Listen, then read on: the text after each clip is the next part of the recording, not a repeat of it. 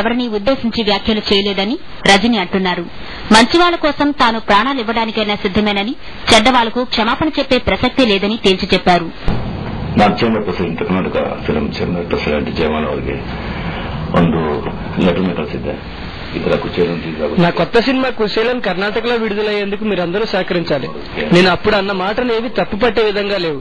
తప్పని నిరూపిస్తే ఏం చేయడానికైనా సిద్ధం. దయచేసి సినిమాలకు రాజకీయాలకు ముడిపెట్టద్దు. ఈ వ్యవహారంతో నేను పెద్ద గుణపాఠం నేర్చుకున్నాను. నా కన్నడిగులంటే చాలా అభిమానం. నేను ఎప్పుడూ వివాదాస్పద వ్యాఖ్యలు చేయను.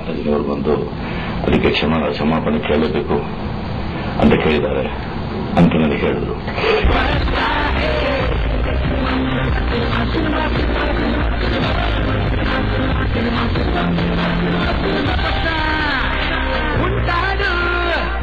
శివాజీ విడుదల సమయంలో కూడా ఇదే విధంగా వివాదాలు రగిలినా చివరకు వాటిని అధిగమించి చిత్రాన్ని విజయవంతంగా ప్రదర్శించారు.